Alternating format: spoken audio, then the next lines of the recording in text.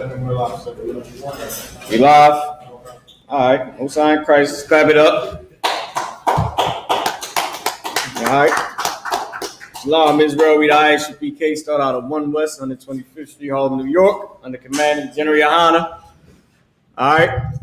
Y'all know it's a Monday scripture breakdown class, a mandatory class for Philadelphia. You know, every city has a mandatory class. All right. Has a mandatory day where everybody comes to class. In Philadelphia, that day is Monday, which is today. Okay. That being said, shalom, y'all, Shabbat thumb. That being said, I want to go into a few scriptures, right? Get your questions ready for the general. General will be here shortly. 12 Shield General Muhammad. And we still good? Sure look like it's backwards. All right. So you want to get your scriptures ready. Any questions that you have ready for 12 Shield General Muhammad. We're going to go into brotherhood today in Philly, man. I believe we had, 315 murders already this year? I believe we outdid, I know we outdid a few cities, man. We got a lot of gun violence going on in Philly. And it's supposed to be, which is so funny, the city of brotherly love. You probably got to put the tissue back in. Oh, yeah, you got it, like, Bob. Lock here. Forgot you know exactly what you're doing. With that being said, I'm going to just reiterate again for everybody to type in their questions now. So that way when the general gets here, you good? So that way when the general gets here, I thought Malaki was doing this. Huh? Malaki worried. Okay, Khan, you got to fix the camera. All right. Somebody can assist the brother, help him out. You know what I mean? Show him what he got to do. Now, with that being said, type in your questions now. So that way when the general gets here, he can take your questions. All right. Any questions in the room? No? La? All right, no sweat. So we got no questions in the room, right? Come on. All right, Bob, we good? All right, let me check the class real quick. I just want to check and make sure everything is to Wab Israel. If y'all can give me 1 second, right? Can somebody pull me this scripture? No, I don't need no strong. Gotta get diesel like y'all, Malaki. Shout out to all the brothers in Israel, man, that did the Passover challenge, all the sisters that did that Passover challenge. Passover was absolutely amazing.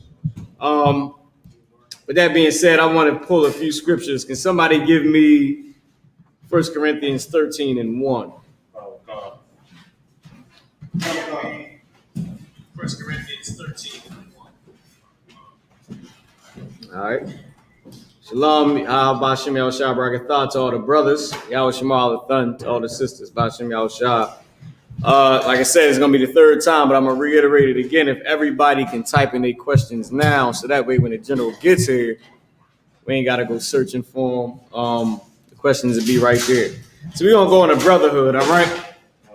Give me 1 Corinthians 13 and 1. It's always good to have a precept book, too, while we wait, all right? It's real 1969 right here, those precept books. You know what I mean? You know, filled all the way the hell up. You know what I mean? With precepts, you know, you just battle and every class, you know, write them down in your precept book. Go ahead, Nakar. I got precepts when I first came into school. Me too. If I could, it'd say Captain Shapar class. Right. I was like, dang, and I put the date next to it. Oh, man, Mo, give him the car in. You know how to take some notes. Shalak, in the car wasn't as elegant as you. My joint just was chicken scratch on the paper that had the scripture. Listen, I had to get seasoned because when I went to go check my precepts, I didn't know what the hell it was talking about.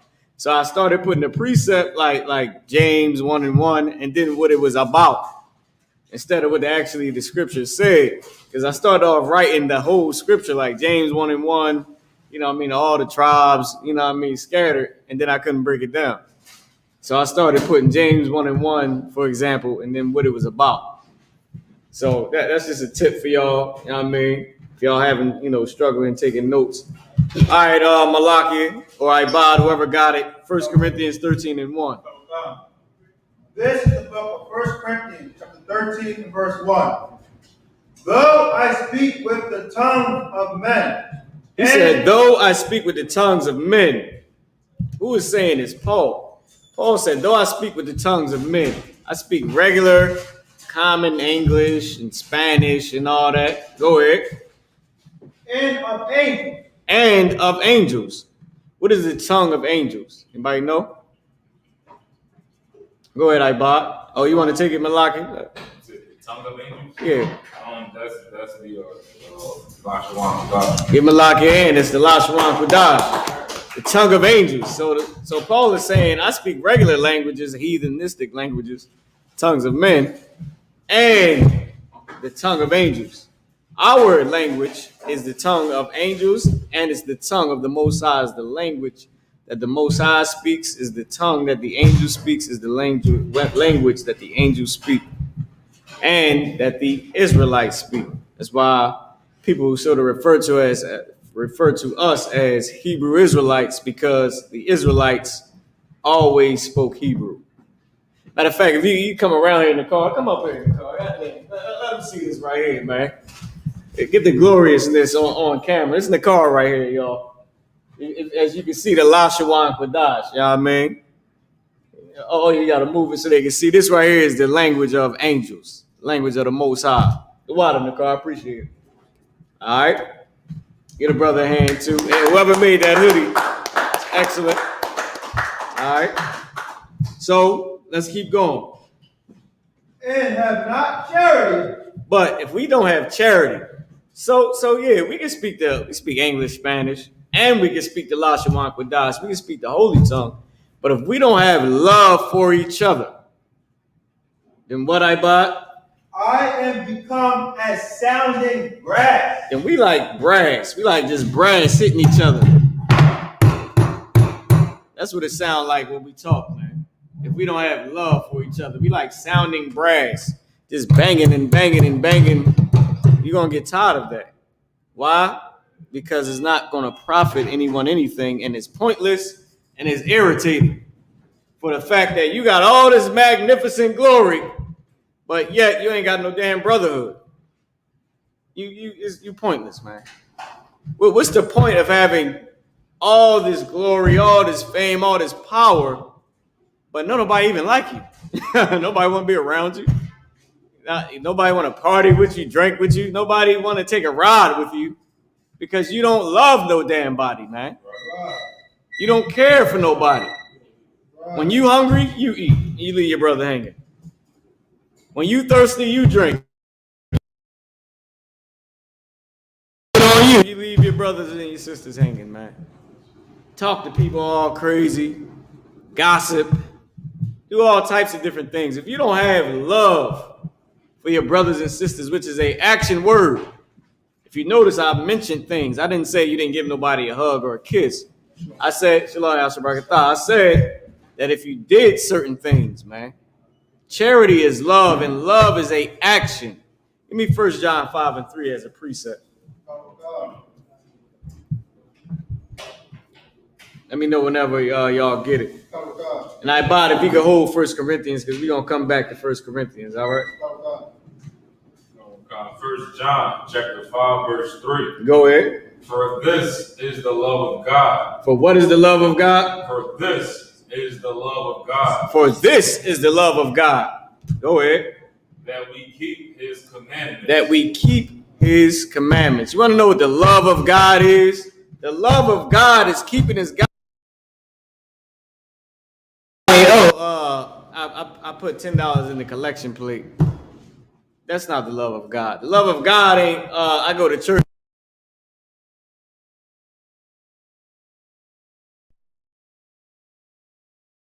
Salaki, can we turn this on over here? This went out.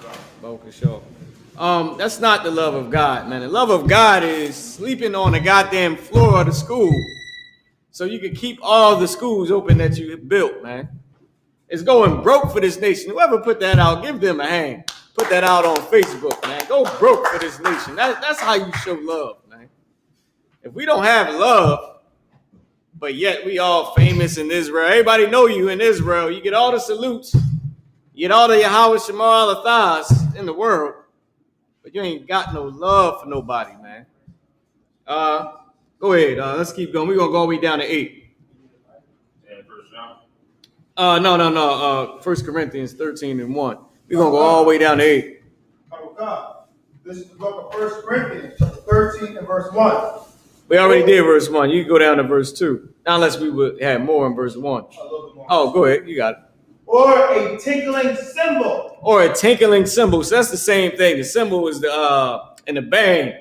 But what's that commercial? You always see the monkeys slapping them damn things together. They cymbals, man. You know what I mean? That you got on a damn what is that? A drum? Yeah, they do it. They be clapping the damn thing. That's what you sound like. You ain't got no love for nobody, man. That's what you are. That's what you're like. You just like that. Eventually, everybody's gonna get tired of it. Ain't nobody gonna want to hear what you got to say. Nobody gonna want to be around you because you don't love nobody else, man. Eventually, you gotta have love for your people, man. You got to show and exercise the love for your brothers and sisters. Keep going. Verse 2. And in Philly, that's one of the biggest problems. In the city of so-called brotherly love, there is no brotherly love at all. Right. In Philly, they will shoot you to death. Right. And will make songs about it. Like the Zoo Gang, and what's the other one? Uptown and Nicetown in South Philly. Right. They going to war with each other. Meek Mill said, who quoted that? That if Meek Mills told the rappers to do what? That if they stop all the beef they had, he would sign them. And they told Meek Mills, they said, no, niggas died over this. We ain't stopping. Like we ain't taking that $1 million. Like we ain't. Now listen, I can understand, right? I can understand to a certain extent. He like, I'm not just about to sell out when my brother died from this warfare. You ain't just gonna buy me out. But if you look past the money, that's actually the solution to nobody else dying. That was a hell of a solution Meek Mills gave him. You get $1 million signing deal. And you get to explore all the fame and success, and nobody else get to die. Nobody mom else got to cry. Right. You know what I mean? Nobody gonna die. You get to sit back and enjoy your money. You get to have a real career and all that. And at the same time, nobody else got to die. But yet and still, nobody took heed to that. They're like, no, I'm not taking no money. My man's just dead. They said, what they say, Malaki? They said about him if they wanted to squash it. Was that you that was saying this to us? They said if you want to squash it, meet me in the dark alleyway late at night, and we can squash the beef. What's the point of meeting in the dark alleyway? To kill the person, man. Right. That's what they said in the quote unquote city of brotherly love, man. Ain't no love in Philly, man. The only love in Philly is the I.S.U.P.K, and that's a fact, man. Under Commanding GEN.YAHANNA, man. Right. Let's keep going. Verse 2. Okay. Verse 2. And though I have the gift of prophecy. Now here's another thing. Now this applies, what Paul is saying applies in the school, and it also applies in the world. Because you could be great, you could be famous, you could be the biggest whoever you want to be. You could even be a prophet of the Lord. Though you got the gift of prophecy, go ahead.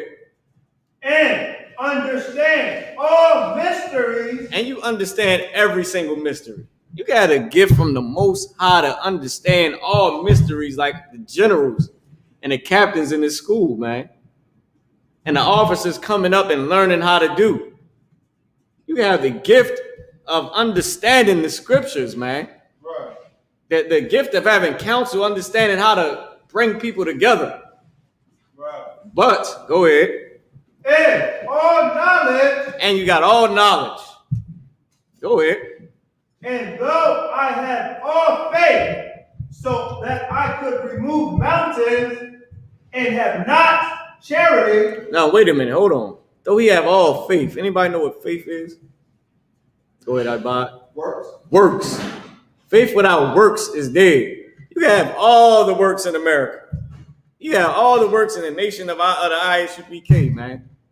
In the government of Israel. You have all the works that you want. You could be the biggest, I don't care, billionaire, zillionaire in America. You can put in as much work as you want to put in out here in America or in the school. But what? And have not charity. If you don't have charity, if you don't have love, go ahead. I am nothing. You are nothing, man. You know why that is? You want to know why? Because love is what we need to grow as a nation. Love is what we need to heal this nation. Love is what we need to get out of captivity, man. That's what we need. If we don't have that specific thing, then how can we do it? How can we get out of this nation, man? How in the hell can we get out of captivity? I said, nation, how can we get out of this kingdom? How can we get out of captivity, man, without looking out for each other? That don't even make sense. That don't make sense. What we gonna do? What we gonna do? What? Sit around, be slaves forever? We gonna murder each other in Philly and in Chicago and LA forever? I mean, at some point it has to stop, man. You could be a prophet and all that, but if you ain't got charity, then what? Read it again, I bought. And have not charity, and have not charity, I am nothing. You are nothing without charity, man. Without love, without the action of loving your people, man. That's what it's about. Go ahead. No, we got enough men. The car and Malaki staying here, right? All right, no sweat. We about to go down here and from the approval of the school, of course, and the water. I'm Tawab though, but I'll leave it up here for whoever else to go down to this meeting. They got a meeting on gun violence in Philly, man. Got a meeting on gun violence. I mean, I don't know what the Christians going to say, but the only solution that's going to be in their presence is going to be from the Most High under command of GEN.YAHANNA and the I.S.U.P.K, man. All right, we rolling now? Oh, no. No, we can let them take it. You know what I mean? We can let them take it. With that being said, I'm going to pass the class over to Priest and Officer Malaki. You could have the car relieve you on the Shamar, all right? Sign Christ, clap it up. Come on up, Malaki.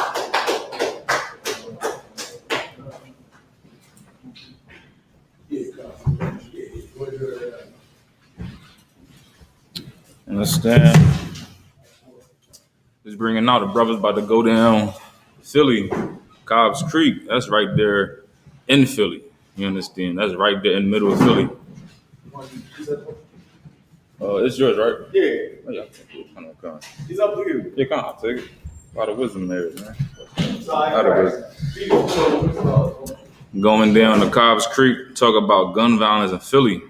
As he's bringing out, you know, in the city of brotherly love, it ain't no love in here, man. You go on pages like 911 Philly, no gun zone. You see new posts every day. You understand? This is Philly, but I'm pretty sure in every class, every school around the nation, you got all type of gun violence taking place every day. You understand? The Christians gonna go down there and say, God knows what. They're gonna just hope. They're gonna probably say vote. You understand? They probably gonna talk about school. But when it comes down to it, you're not gonna stop gun violence by marching. You're not gonna stop gun violence by trying to pray it away. You're not gonna stop gun violence by voting. Money not gonna stop it. College education definitely not going to stop it. Only thing that's going to stop it is these laws inside this Bible. You understand?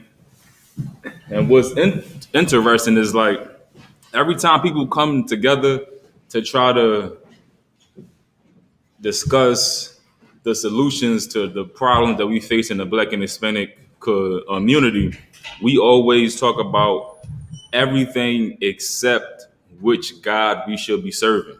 We always come together with these councils and these meetings, all the famous people or all of the known people, we come together and we never discuss which God is right for us to fix.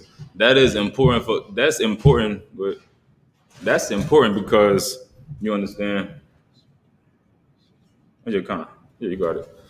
That's important because us being such a spiritual people, that is what we should focus on. Now, I wouldn't even say the most, just to build with the people in the world, because of course they're carnal. They're going to think we need money, we need better schools. You understand? They're going to think we need to vote. But just to get that into the conversation would be enough. You understand? Just for us to come together, if we want to come together and have all of these debates, all of these talks about what we should do to fix our people, discussing which God is right for us should be in that discussion. But you never see it. You never see it when it's time to vote. You never see it when it's time for the people in our community to come together and discuss things that's going to help us. They never discuss God. They never discuss religion because they still in Babylon. You understand? Real quick, we're going to read Revelations chapter 18, verse 4. It says, "And I heard another voice from heaven saying, 'Come out of her, my people.'" And first of all, when they say I heard another voice from heaven, you want to fast forward there to today's time. When we out there on these streets cornering, that is the voice coming from heaven. That's the voice of God. We breaking down these scriptures. That's God prophesying. That's God speaking to the people through us. Not the voice of heaven saying, "Come out of her, my people." Come out of her. The her is Babylon. The her is America. You understand? America is Babylon. Because what happened in ancient Babylon? Everybody tried to come together. They try to build a tower to reach God. On Christ. They try to build a tower to reach God and to fight him. That's why they built that tower in the first place. You understand? That's the only reason why they wanted all people to come together and they wanted to build that tower. That's God. That's why God sent the angel down. So like y'all probably can get one on each, like Shamar in the computer. You understand? That's why God sent the angel down. You understand? He sent the angel down to fulfill his order, fulfill his will. And that's to prevent them from even thinking that they can reach God. And he scattered them all across the world. Now today in America, you got all people coming together from all races. You understand, all different backgrounds, all parts of the world coming together, all to try to come against God. That's why in America they say, you have freedom of religion. God said you should not have no God other than me. You understand? God also said there shall not be a whore, there shall not be a sodomite among his people. But America says that it's an alternative lifestyle. God said don't eat pork, shrimp, crab, and lobster. America said that it's a delicacy. You understand me? That's America trying to come against God, just like how they try to come against God in Babylon. When they say come out of her, come out of Babylon, come out of that mindset, come out of that spirit of doing what America wants you to do. America don't want you to discuss which God is the right God. You understand? With that being said, Allah Panya, Barak, Yahweh Ba'ashim, Yahweh Shabrakatah. Y'all watching that sharp at the thought. Y'all watching my thought. Shouldn't have shot. Clap it up. Warrior. I appreciate it. Ready to get it on? Take your questions, all right? Whenever you're ready. I got 2 questions online.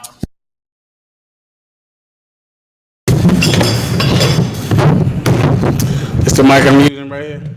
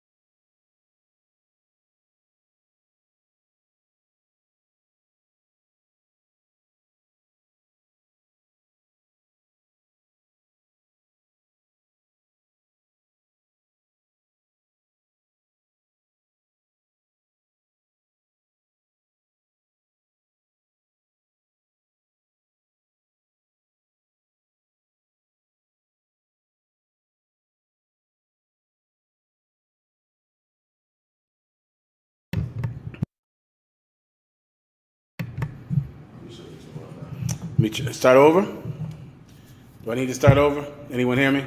What was the question again?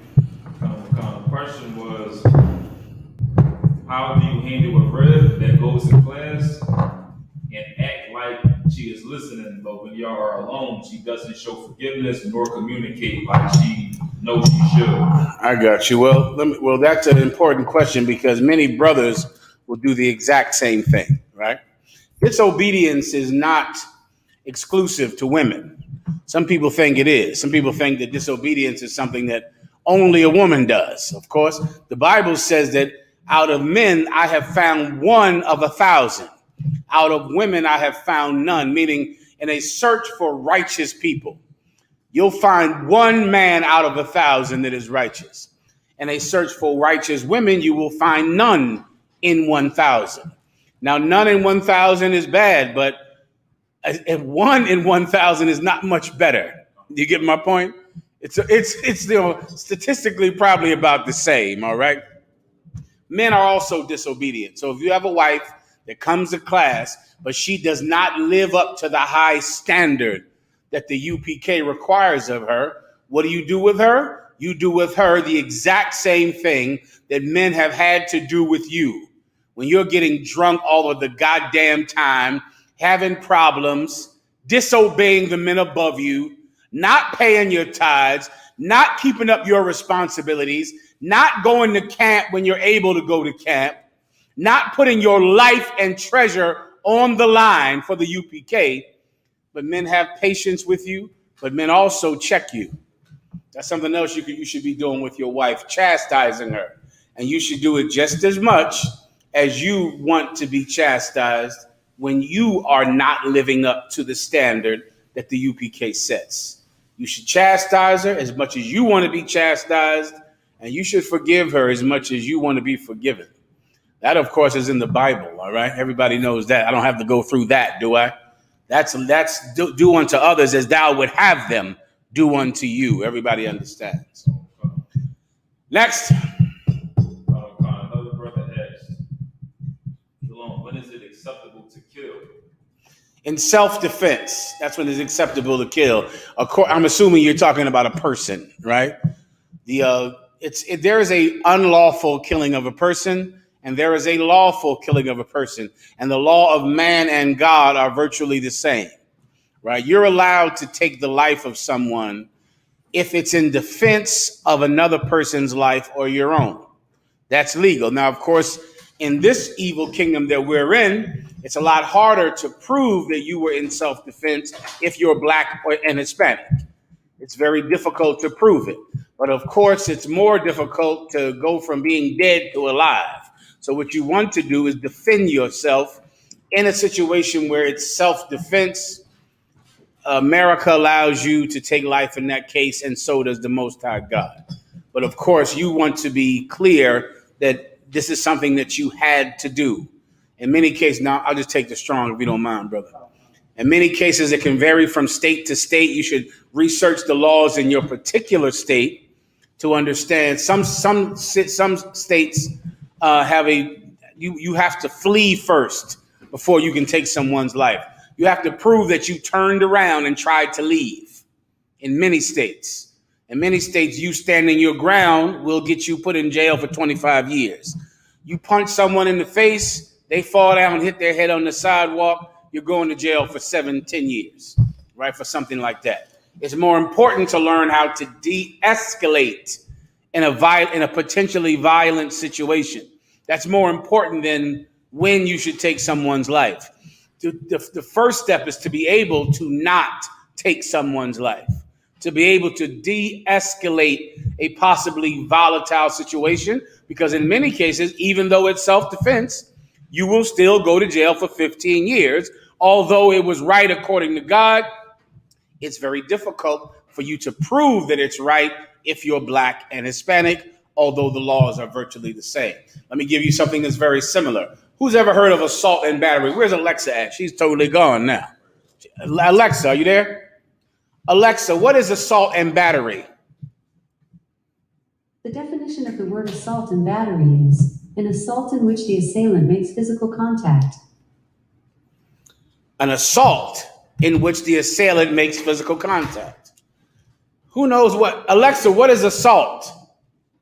The water warrior. According to Pennsylvania Crimes and Offenses Code Section 2701, a person is guilty of assault if he attempts to cause or intentionally, knowingly or recklessly causes bodily injury to another, negligently causes bodily injury to another with a deadly weapon. Let me give you another one. Alexa, is it illegal to raise your fist in anger to someone? Sorry, I don't know that. You should research that. This is illegal. If you do like this, I'll knock you out. That is assault. It's assault and battery if you hit them with that same fist. Someone look that up, put it up on the screen. Maybe Alexa can't give you the full definition. But just raising your fist in the air in anger, that is considered assault. Spitting on someone is assault. Threat, if you threaten someone, if you say, I'm going to knock you out, that is either a terroristic threat if they step it down, or it's assault. And then when you say, I'm going to knock you out, and then punch them, then that's assault and battery. So you want to look up just raising your fist in the air, all right? According to where you live, man, the laws can vary, and the proof that you need, the justification for self-defense can absolutely vary, especially if you're Black or Hispanic. So what you want to do is you want to always you want to gain the ability to defend yourself in any situation. You want to be someone that is absolutely capable of being dangerous. That's important if you're a man. You don't have a way around that. But at the same time, you want to have the ability to not harm someone, to be able to de-escalate a situation that could cause you to harm someone, because it's very dangerous to do that. Everyone understands. So with that said, when the time comes, Lord forbid it, sometimes it will never come, because you're skilled and you know how to de-escalate a situation. You know how to avoid certain situations that are more prone to cause you to have to kill someone. And then the Most High can be with you as well. But you still need the ability to do it, all right? You can find the raising the fist, so you give them a shot. If not, I'll move on, all right? Go ahead. I have a little something here. Go ahead. It says assault, victim connect. Some actions such as raising a fist or moving menacingly toward a victim usually is required. In these states, threatening to hurt someone while walking toward him with a clenched raised fist would constitute assault. You better read those laws up. I think about the things that we do every day in the ghettos and barrios and reservations, brother. Those things are illegal. Like it's illegal to go, I'll mess you up. I'll break your jaw. You can be arrested. Done. You just raise your fist and look like you're about to go over there. Now, some white people can shoot you because you raised your fist and walked over there. There are a lot of white people that can kill you the second that you do that. And then when he goes to court, he'll say, Judge, he was menacing, walking towards me with that clenched fist. He could have certainly killed me with that clenched fist, because he could have knocked me out and my head hit the cement, and then I would have died. So when he clenched his fist, I shot him. And if you're Black or Hispanic, more than likely that white man is going home. Right. You understand? So it's important to learn those laws. It's important to have an extra level of mercy that our oppressor would not have. But in the end, if you have to defend yourself, you have to defend yourself. All right? Anything else? Another brother. So I had a question. Go ahead. So the first question that you answered when they say the breaking bread, this precept I had, and the question, Ecclesiastes chapter 26, verse 14. A sound and a loving wife is the gift of the Lord, and there is nothing so much worth as a mind well instructed. So the part where it says well instructed, is it saying that because it's indicating that the wife will need to be instructed a lot? No. It's saying that the reason that she is such a good and kind wife is because she has been well instructed. You understand? That's how you build a woman. It's how you build a brother. right? If you find a brother that is a kind brother, disciplined and polite and orderly, he was trained to be like that. Someone raised him right. And if you find a woman who is diligent and kind and virtuous, meaning skillful and polite and generous and hospitable, she was trained to be like that. Someone raised her right, which is the point of that precept. You understand? Go ahead. And of course, in the UPK, we raised them right. And here we teach a woman how to be a woman. And of course, we build men. All right? In the back. If I could, sir. I don't know if y'all might go into it tonight. I don't know if it's on the list. Mm-hmm.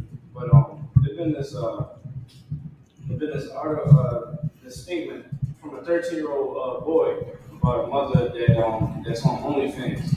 Mm-hmm. How he's suffering from depression and having suicidal thoughts. That's a heavy. I believe we are going over that tonight. Did you want to say something about it? If I could, sir. Go ahead. Like for the past couple of days, I've been on social media. Mm-hmm. There's been a lot of controversial posts, and it just reminds me how how blessed we are to have this truth, because these sisters really condone a lot of things. Like you can tell that they wasn't raised right. They need guidance. Yeah, give him a hand. That's a fact.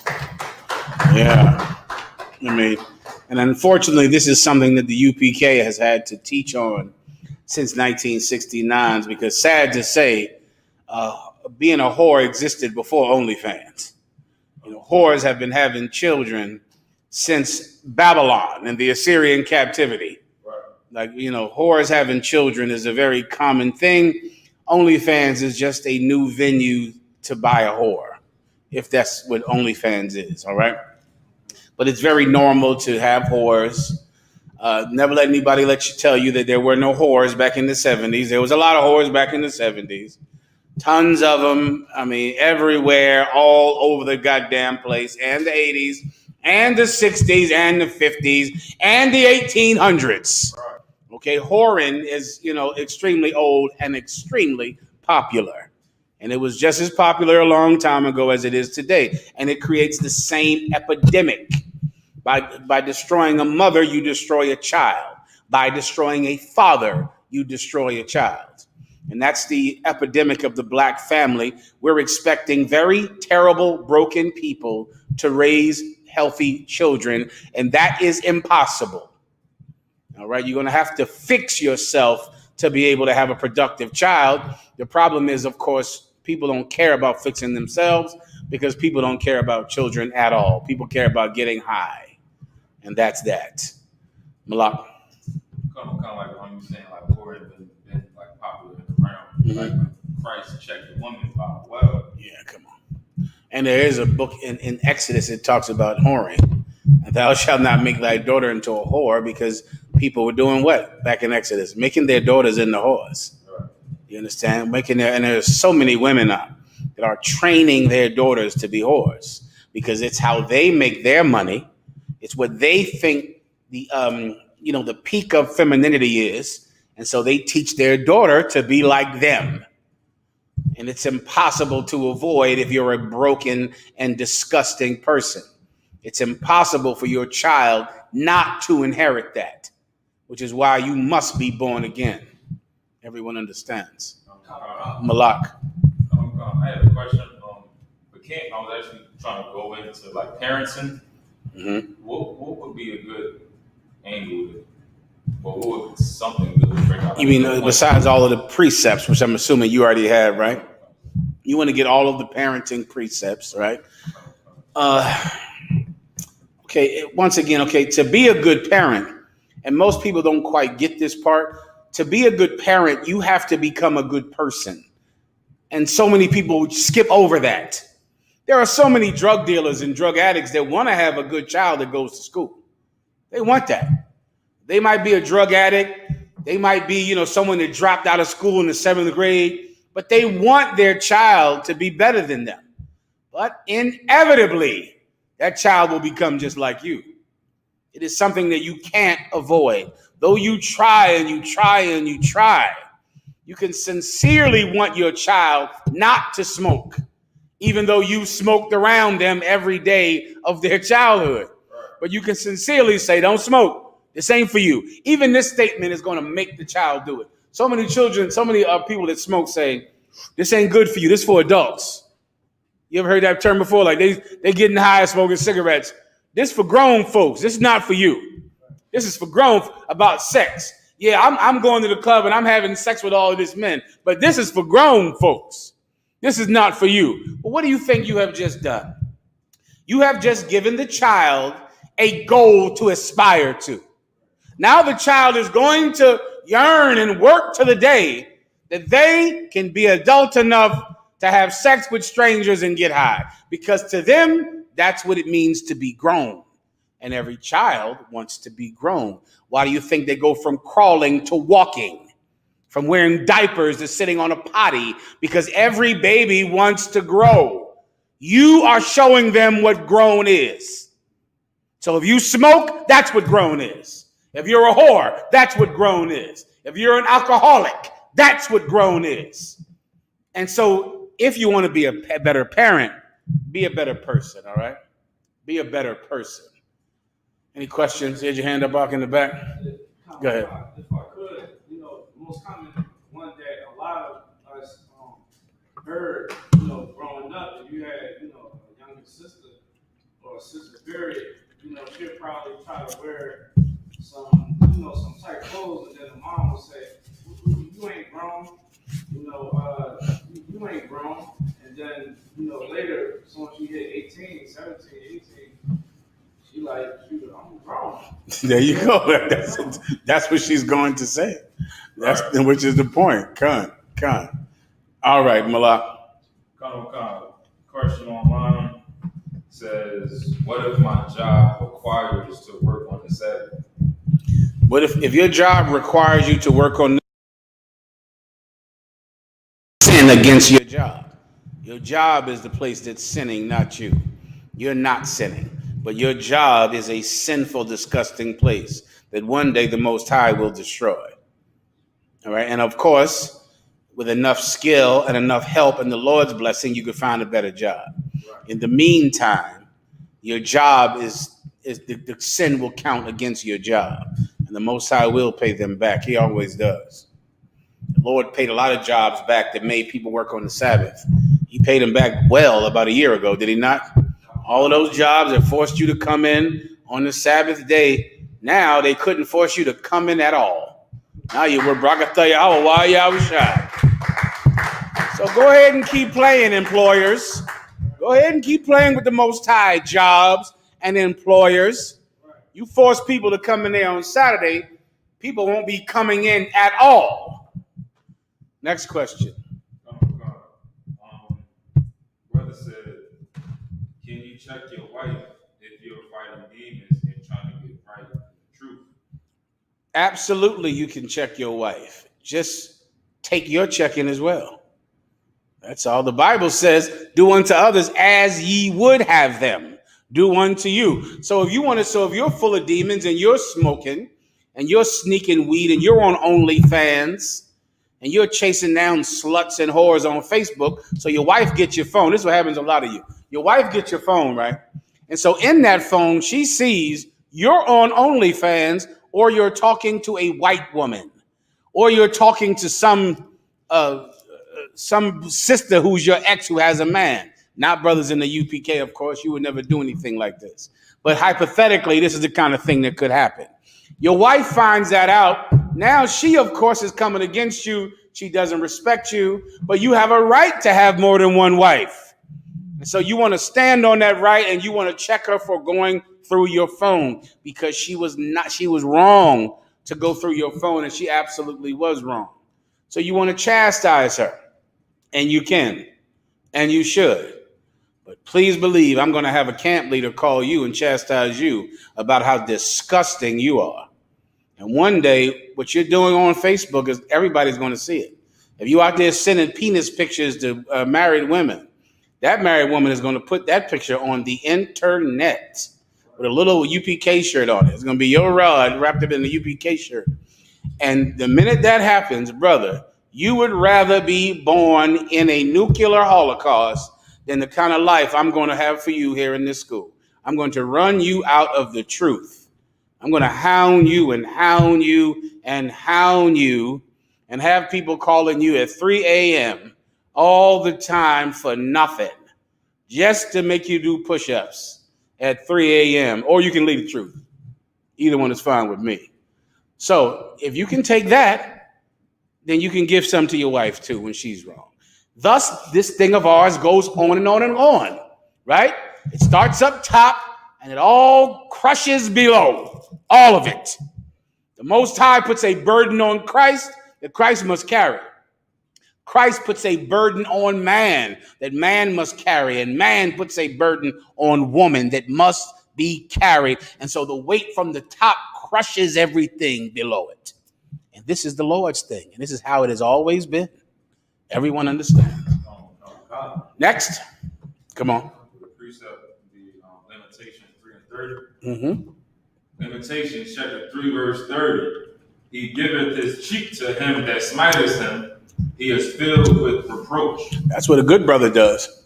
He gives the cheek to him that smiteth him. He takes his correction. Your wife should take it as well. If your wife is out doing something stupid and emotional, like so many dumb bitches would like to do in the world, if your wife wants to do that in the truth, then she should take her check it. She should take it. But boy, so should you. You should take it too. Next question. Sister asked, it's like a two-part question. Says, I hear black women are running from black men to go to white men who oppress us. How do we deal with it? Okay, it's a disgusting and terrible thing. It's not an epidemic. You know, it's still rare. I mean, it seems like it's an epidemic because of the internet. Come on. If I could, I remember learning in school, more black men running to white women. Yeah, that's very old. That's been going on for a long, long time. There are, of course, some white women, black women, who choose white men mainly because of their upbringing. If you have an extremely selfish upbringing, why would you not choose a white man when he's better than you? You're a nigger woman, piece of garbage. He is like marrying a white baby angel, a white baby Jesus. So why would you not marry him when you're from the ghetto and trash, and he comes from a good family and is willing to pay for everything and give you everything, and he has so much, and you don't even know who your father is? So choosing a white person is really the easy choice for anyone. Like for a black man or a woman, Hispanic man or woman, they are a higher class of people than us. You understand? We are a low class of people. So if you can get some white woman or a white man to be with you, in your mind, you will feel like you have climbed out of a pit and now you're living in a new world because you get to be with a white person because you have low self-esteem. So if all choices are equal, that is the choice, the better choice of a people with low self-esteem. All right. So that's why anyone does it. However, when your self-esteem rises, when you truly realize who you are, then you would never lower yourself enough to let any white person touch you. Right. But that's, of course, someone who understands their value, their wealth, the inner wealth that every black and Hispanic truly has. You had to read Revelations 2 and 9. Read that quickly, all right? Revelations chapter 2 and verse 9. I know thy works. I know thy what? Thy works. The Lord said he knows our works. We as blacks and Hispanics, we work hard, man. We don't come from the same society that our oppressor comes from. They don't work. They don't work. You see the homes that they live in, and the neighborhoods that they have. I just came back from Chicago. Give Captain Mawaquad a hand out there in Chicago, man. And listen, and I think I saw, I was there 3 days. I saw I just missed 4 shootings. 4 sounds right. If it wasn't 4, it was 3. So 3 or 4 shootings I just missed in 3 days. And I saw no cops. Even after the shootings, the cops were there like as if it was a traffic stop or a car wreck. You understand? Meaning it wasn't a big deal. It looked like, the amount of cops that would come if two people had a car accident. And it looked so matter of fact and like they just do this all the time and they don't care. No helicopters, no armies of cops, just a couple of cops putting out the tape, standing around. And that was that. And as I watched it, I said, the right people are dying here in Chicago. The right people. The kind of people are dying in Chicago that they want to die. So no one is making a big deal about it. No one really cares because this is happening to the people who are supposed to die. So because of that, no one needs to create a state of emergency because these people are supposed to die anyway. And then, of course, you go into a white neighborhood. Oh, my God, there are the cops. I finally said, well, here the cops are. The cops are around this waterfront and around these yachts. I was looking for the cops. I didn't see any until I got in the rich white neighborhood, and then I saw the police. There they were on every corner of this rich white neighborhood. And I said, well, there they are. Now I understand why I didn't see them at all in a neighborhood that has a shooting about every few hours. If you're black and Hispanic, you know how hard you have to work to survive, to even live. I mean, raising a child, a black and Hispanic, my God, it's a miracle. It's like a miracle from the time of conception on. Black women die more than any woman on the planet in childbirth. Now, hear me good now. In sub-Saharan Africa, there's a better chance that woman will live than a black woman in Philadelphia. There's a better chance because you die during childbirth more than anyone. You were getting more AIDS more than anyone. You died more of the COVID-19 epidemic more than anyone. Blacks and Hispanics all dying at such a high rate, it surpassed every other race on the planet Earth. It's hard to be what we are. It's hard to get up every day. It's hard to work. It's hard to survive. And here's the worst thing about our works. No one cares about it. No one cares. To go choose someone that's white, knowing what your mother went through. To go choose someone that's white, knowing what your father went through, knowing the kind of neighborhood you grew up in. You have to be the most selfish bastard to ever live. Well, here's the good news. You can go be selfish. That's your right. But God knows our works. You might not recognize them, but God does. Right. Keep going. And tribulation. What does the word tribulation mean? Tribulation means trouble. The Lord knows about all the trouble we've seen, all of the pain. That white boy you want to date, he hasn't seen those troubles. Right. That white girl you want to date, she doesn't know those troubles. Right. When black men date a white woman, the kind of white woman that wants a black or an Hispanic is like an adventurer white girl. She wants to go on an adventure with you. Right. She sees you, it's like she's going to be in one of those movies. You get my point?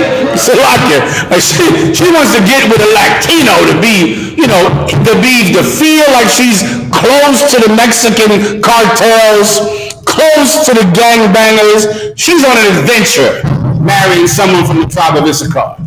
She marries a black man. To her mind, she's walking into a hip-hop video.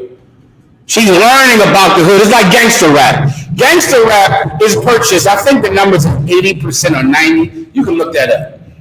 80% or 90% of any rap music that is sold to white people. And I'm pretty sure the number is like 80. Forget about the concerts. That's just, 90% white people at those concerts are. Gangster rap is for white people. Gangster rap is not for black people. Gangster rap is for white people because white people are going on an adventure when they listen to the music. They're feeling like they're in Chicago. They're feeling like they're in LA. They feel like a Crip. They feel like a Blood, and it excites them. They're on an adventure listening to your music because it's a world that they've never known.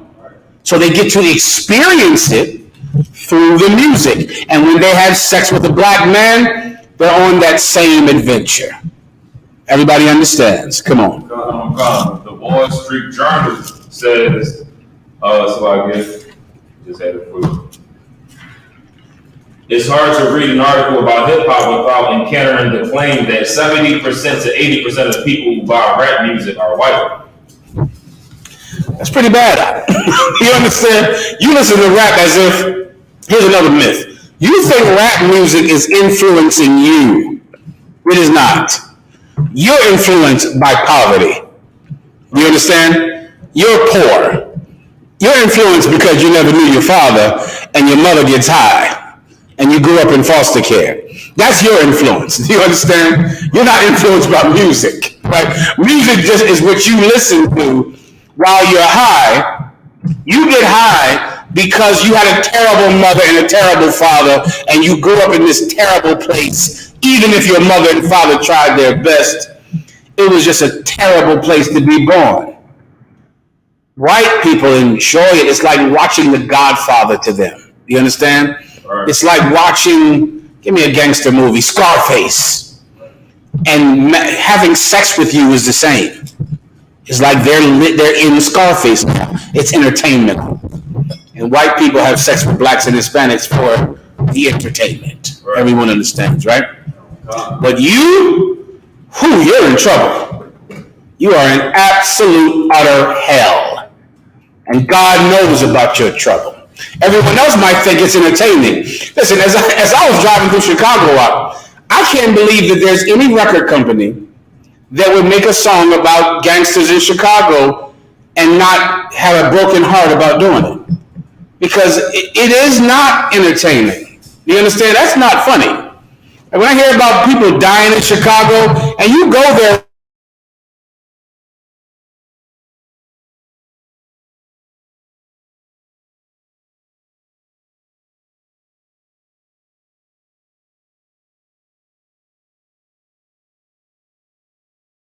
about killing somebody in Chicago, knowing that boy is going to get killed over this.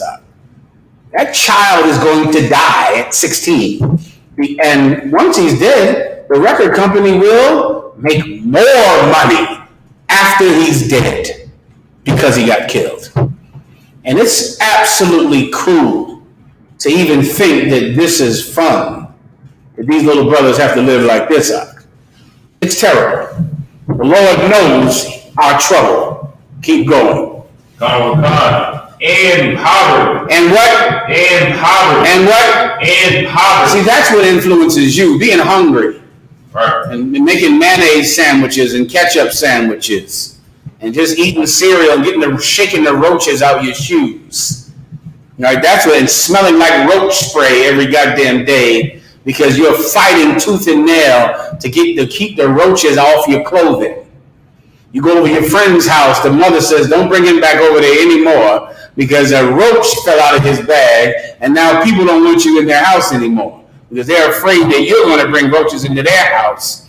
The Lord knows your poverty. That's what influences you.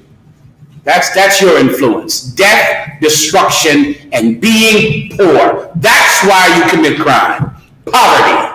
Come on.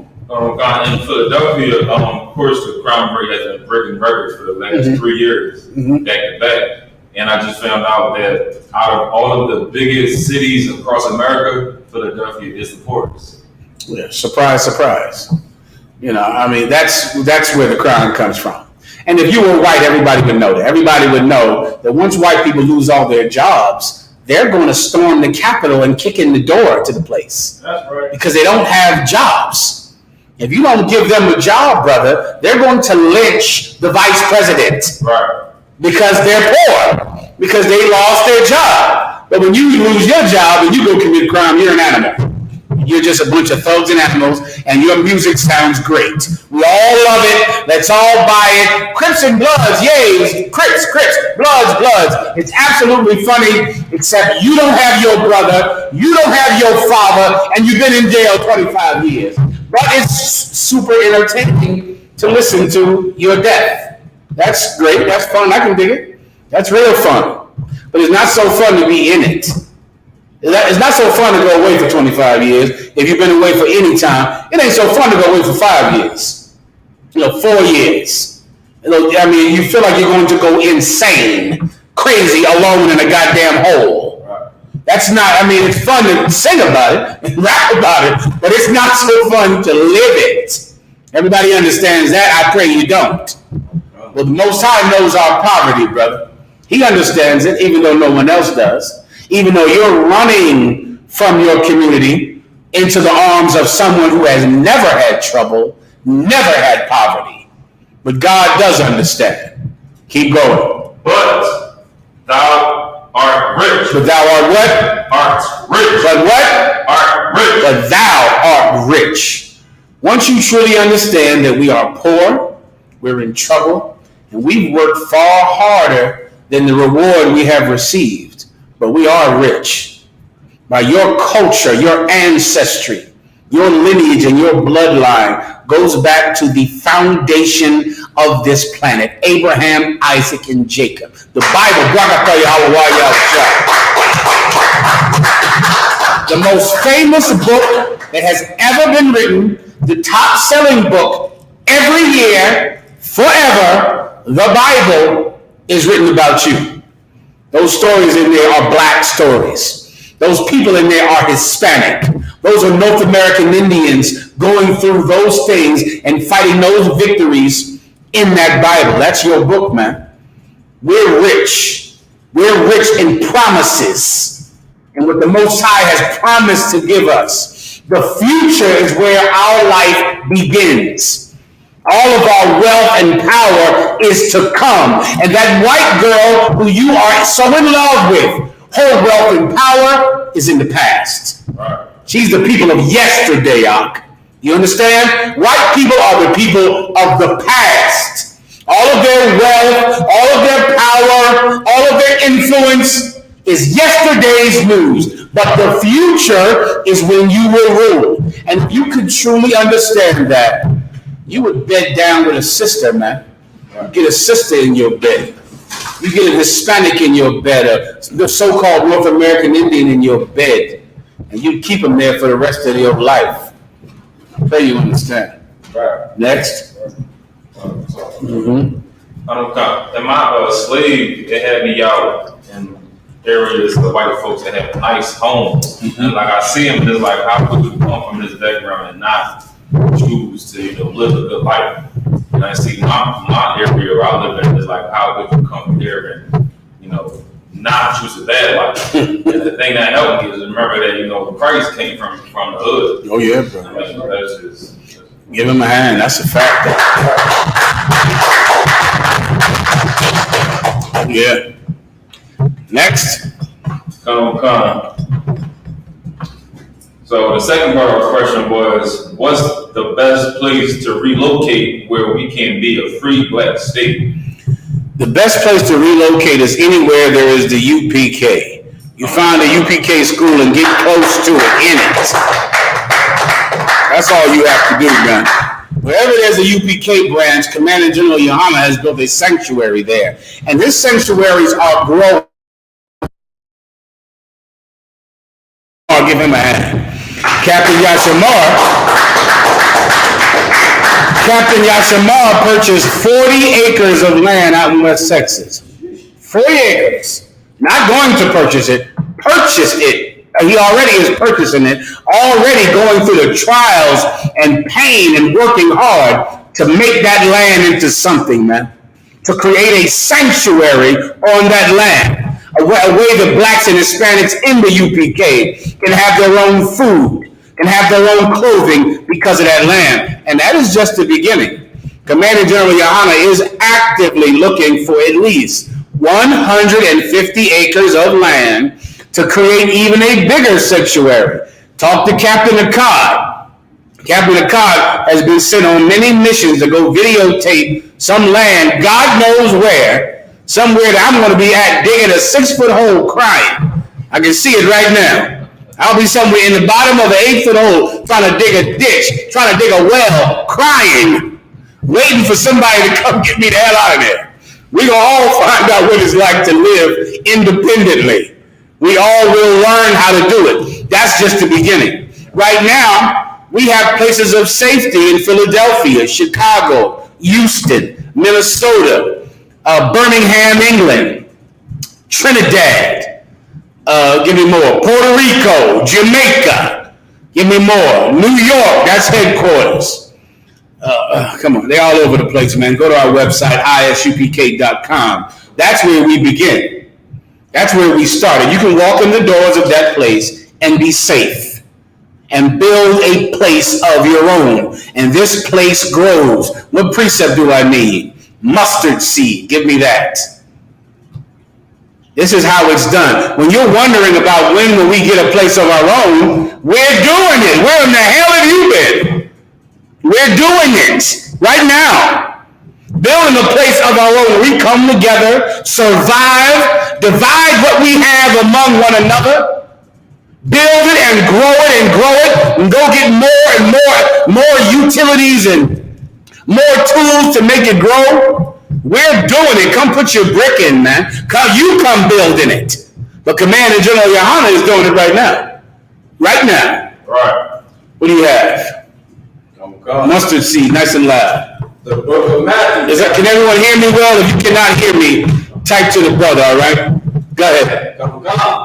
The book of Matthew, chapter 13, verse 31.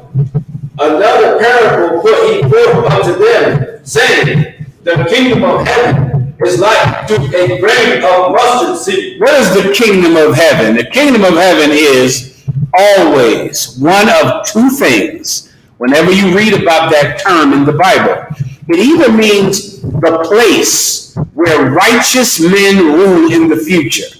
That place will be the entire planet Earth, and righteous men will rule the entire planet Earth. That's the kingdom of heaven. Or it's talking about the spirit within those righteous men before they rule the planet Earth in the future. Because that spirit exists right now. Right now. So either it's the spirit in those men, or it's the place that those men have built or will build. Everyone understands. So what is the kingdom of heaven right here? The kingdom of heaven is talking about those brothers and that little thing they start off with. This is talking about the place.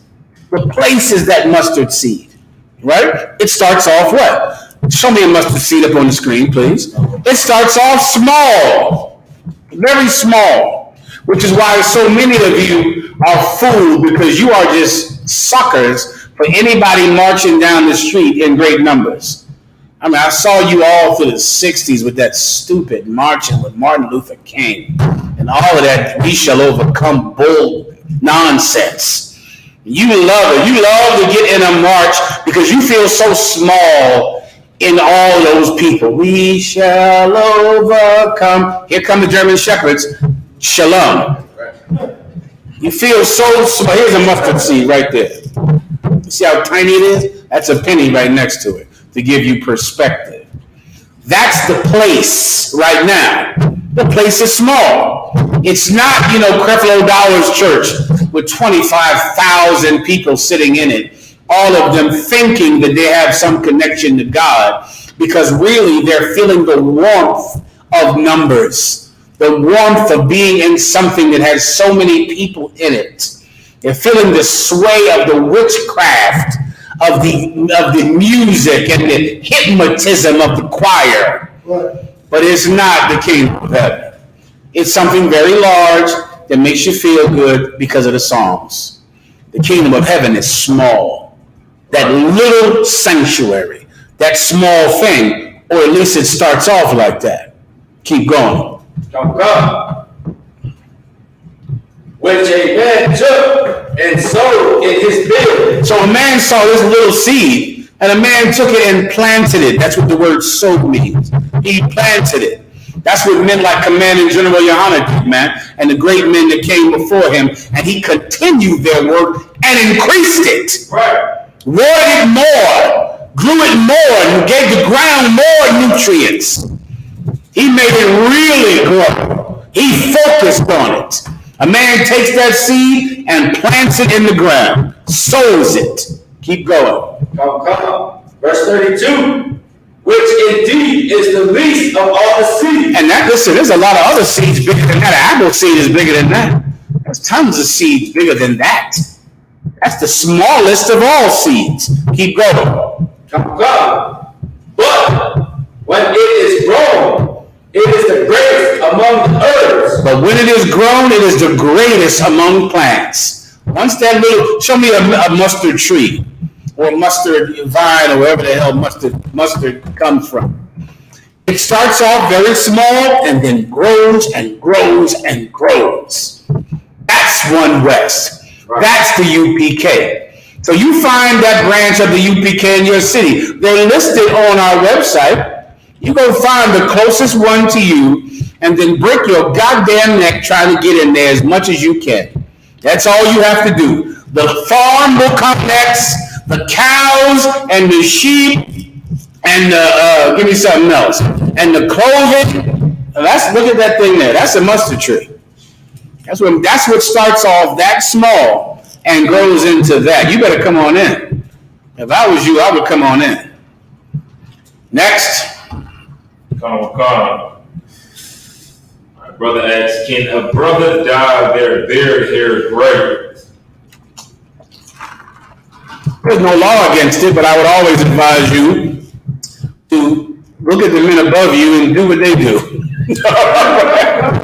Because you don't want them to look at you like, what in the F is wrong with you? The men above you understand UPK culture. There is no sin against dyeing your beard gray or black or purple or whatever, thing y'all gonna get into. It's not a sin. However, the men above you know what looks right. You understand? Right. And you want to yield to them. You don't know what looks right because you're young and you're easily impressionate. You're very impressionable, right? And so you don't quite know what looks right yet. There are some things you're gonna do, and the brothers will go, I didn't know if that was gonna look right, but that looks right. Keep rocking that. Yeah, that looks One West. You got some, you might want to put 3 cuts in your eyebrows like brothers were doing back in the day, or it was a whole lot of good things like that. Brothers might look at it and go, I ain't so sure about that, but keep rocking it. Just don't be gay. Can we at least all agree on that? Right. Okay, let's just not be gay. So as long as we can focus on not being gay, a young brother can have a style or do something a little young because he's young. Hell, young brothers want to have fun and do something fun. And the UPK encourages you to be you within the boundaries of One West masculinity. So you're allowed to exercise your spirit, but you just want to, let the brothers above you check it out, all right, to give you a second look, a second pair of eyes on whatever you want to do, all right? Next. Go ahead. I have a question. So, please. Like about being young, if you had children, whether a son or a daughter, about 16 years old, and they wanted to date, as a parent or as a father, would you allow them to, of course, teach them about having sex in this marriage? Or would you allow them to date just to have, Okay, well, that's subjective. Okay, a lot of these, that's like many questions. It's something private or specific to the person. There's not a one thing that everyone should do. There are some parents that should do it and can do it. Some parents that should not and won't. You want to really get counsel about it specifically, about your specific daughter, the specific brother she's thinking about dating, and you. And you want to look at it and sculpt an answer. There can be a situation where the sister or the brother can date. Of course, you as a parent, legally in America, you can't authorize them to have sex, which is what you should not do. You shouldn't give your child permission to have sex before they're legally able to have sex. You shouldn't give your child permission to drink alcohol before they are legally able to drink alcohol. Does everyone understand that? No. You should not do that, all right? You bring shame on the UPK. And that better be your primary goal, is to never embarrass the school. Everybody understands that. I pray so. So now with that said, if it's legal according to our oppressor, you want to look at the woman and the child and the girl and see what they can do, and then you can sculpt out something that's perfect for your particular situation. All right? Next. So, brother online asks, precepts to prove the white man is the devil. I think I might know a little something about that. You want to go to Esau? Jacob have I loved, Esau have I hated. You want to go to Isaiah 45? Well, okay, I'll give you the straight up breakdown. You want to first find devil in the Bible. But this is that same serpent who was called the devil. You need that first. And then you want to prove in Genesis that the serpent is the same as the devil, the serpent that beguiled Eve. I believe it's like 3 or 4 precepts in this direct breakdown. So let's just start with that one. First, let's go to Revelations, that old serpent which is called the devil. All right, and then you can give me Lucifer after that. If I have time, do I have any other questions besides this? I'm going to do the 4 questions. All right, let's save it for the end. Someone else just get the precepts together. That old serpent which is called the devil.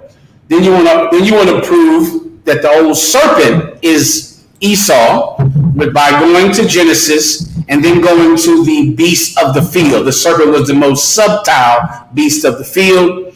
You go to 28:8 and to show that the beasts of the field are people, are heathens. You need that. So you're going to first go to the devil, where the devil and the serpent are the same thing. Then you're going to prove that the beasts of the field are people. Then you're going to show that the serpent was the most subtle race on the planet Earth. What does the word subtle mean? Subtle. That's what subtle means in Old English. Subtle. What does it mean to be subtle? Sneaky. Right. Sneaky. So now we know that there is a race that are the most sneaky of any race. And we know that the serpent was one of that race. And we know that the serpent is the devil. The white man is the devil. Everybody, or Salakia, our oppressor is the devil. Right. Then you want to go to Lucifer. Where Lucifer, that's a name that everyone knows that's associated with the devil. And you want to prove that that is talking about a man. And then you want to give the description of that man. And it will show you that our oppressor is Lucifer. You find those for me, and we'll break it down. And finally, who in the hell else could the devil be? Right. What is your problem? Aren't you grown? What do you think? The devil is some person with horns and hoofs and a tail in some child's nightmare? The devil is someone in your living, waking nightmare. That's who the devil is. In the nightmare you're living every day. Everybody understands. He's so subtle and such a devil. I heard some Edomite out on Facebook that had such a concept that was so evil and so believable and so subtle that he only could be the devil. He said, out of every race on this earth, while God talks about so much love and so many blessings and so much greatness that he will shower us with, why is it that white people are the only race that God would not give that to? Why are white people the only race that God would hate? And as I heard him say this, I said, it must be amazing not to think like him. And then I realized that most Christians hear that, and they think that's true too, meaning God is so powerful and loving, why would he not love this one race? Why would he not give all his blessings? Why would he give his blessings to so many people, but then hate this one? And then I thought to myself, why, if God is so loving and so wonderful and so great and showers the planet with his love, why would we be dying of AIDS and the COVID-19 virus the way we are? Right. Why would we be dying of drug addiction, the crack epidemic, the heroin epidemic, now the COVID-19 epidemic, more than anyone on the planet Earth? Why would our women die in childbirth and our babies die in the abortion clinic? Why are we so poor while they're so rich? If God is so loving, then why don't we ever get any of that love? Why? And I thought, you have to be so evil to think that in the future God must love white people. But you have no concept of how God is not loving us right now. Why? Because that's normal. It is normal for you to be poor and having abortions and to sell drugs to eat. But it is not normal that white people shouldn't be loved by God. But your waking everyday hell is normal. God can be all love and you be in the barrios and in the reservations and in the ghettos. And God is still all love. God's love is not diminished in any way by the fact that your babies are dead and your men are dead and you live in a hovel. God is still all love. But God is not all love if white people don't go to heaven. How can God be all love? God is loving. God is loving and wonderful while we live in the projects and white people go to slavery. God is still loving. God is an awesome God. While we are addicted to heroin and crack and white people are the new slaves of the future. That's the same loving God. That loving God hurt us and that loving God is going to hurt them. And that's just life, young brothers. That's fair. Everybody, y'all can play all while y'all was trying. If we can love God from the projects, white people can love God from the slave quarters. Love God. You should love him. Hallelujah. Love him while you pick cotton all day and get your back whipped for having reckless eyeballs, for looking up from the ground. And you're going to be beat for that. And your children are going to be beat and taken from you to given to new parents who will teach them how to pick grapes at a more efficient rate. A lot of you white people, your children are not going to pick grapes fast enough. And your children are going to be taken from you. And they're going to be given to new parents who will teach those white children to pick grapes at an efficient pace. And you're going to lose your children. And God is still all love. God is still wonderful because I love God in the projects. So you can love God as a slave, white people. You can love him as a slave. Come on. If I could, sir, my wife, she shed a light to what was going on the plantation. I never knew what you had said. It clicked in my head. They would actually weigh out the cotton, and we would get in trouble if we didn't pick enough cotton in that day. So it's only right that they don't sit up there and produce what we say produce. They get to say turn it back. And that's having, what year was that? That was like in the 1800s, right? Yeah. When did that end? It happens today. Right now, the Mexicans, brother, go into a field, and I believe the quota is 90 cents per 40 pounds of fruit. You can go Google this. That they get paid 90 cents for every 40 pounds of vegetables that they pick. Today. Not 100 years ago. Right now. Right now. And they're not allowed to form a union. They have to just take it. And there's nothing they can do about it.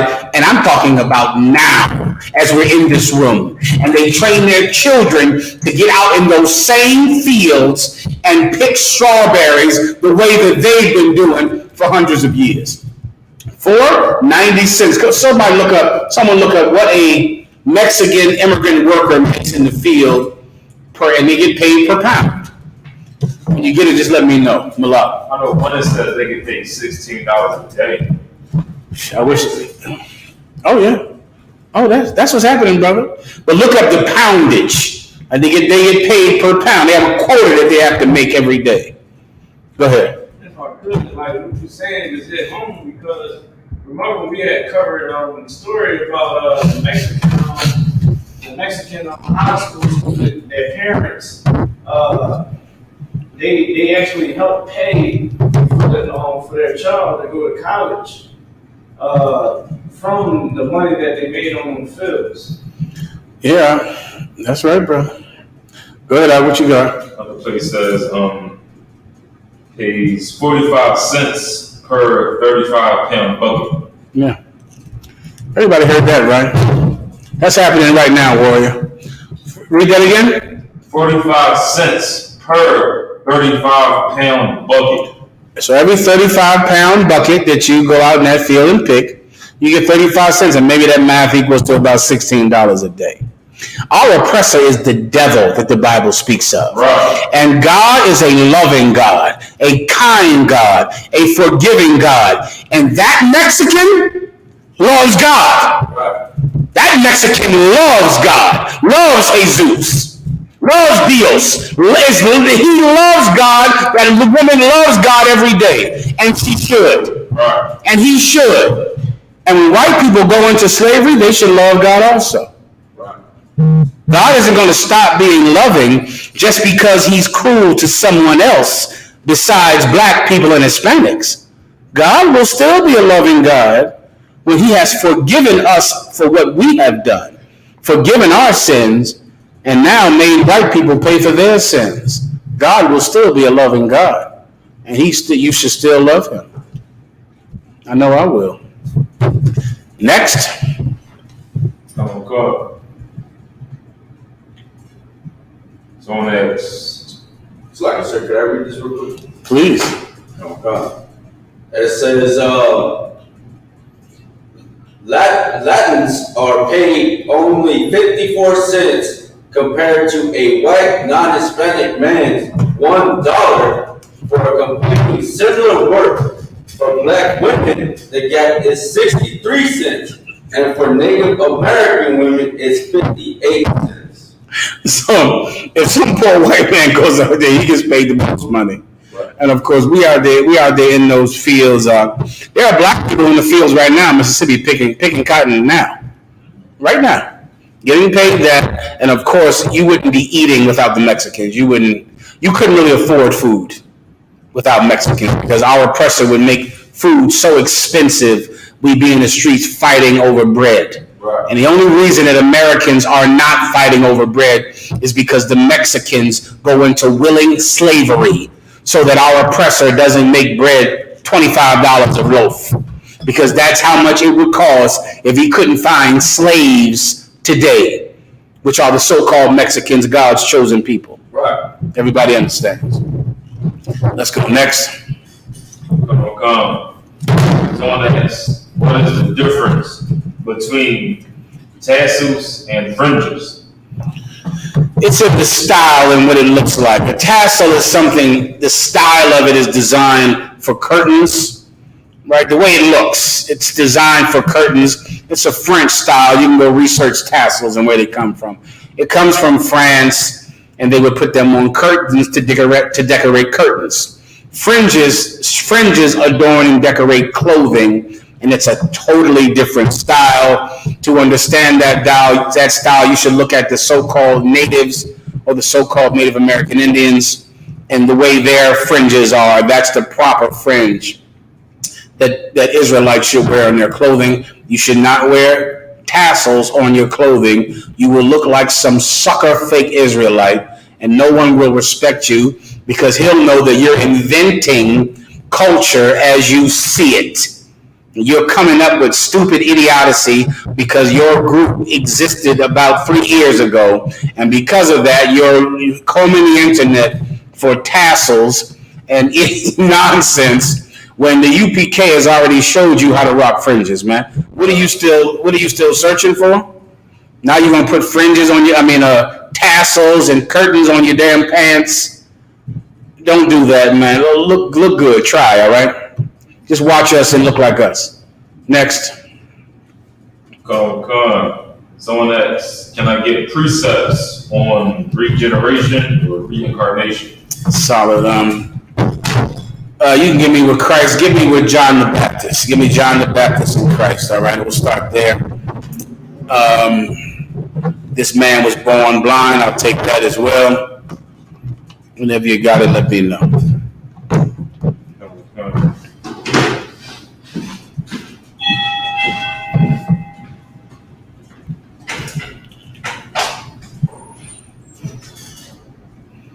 Please.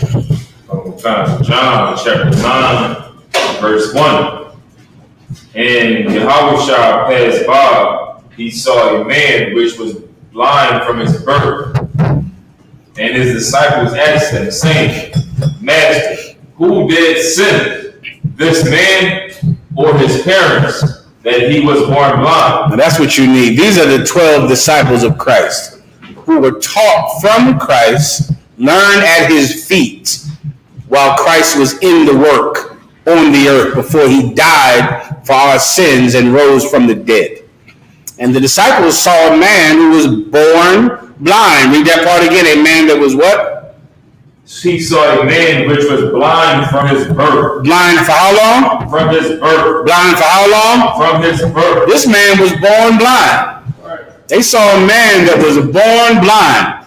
And when the disciples saw this man, they said, and the disciples asked him, saying, Master, who did sin, this man or his parents? Who? They said, Master, meaning Christ.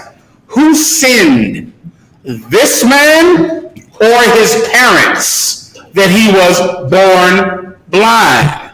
That's an important question. Think about it like a child asking a question to a person that has taught them that when you sin, you come back with an ailment or a curse because of what you've done in a former life. Sometimes it's because of something you've done. Sometimes it's because of something your parents have done, which is why the disciples are asking him, who did sin, this man or his parents, that he was born blind? Now all you have to do is ask yourself, how in the hell could he have sinned if he was born blind? How is it possible that he would have sinned?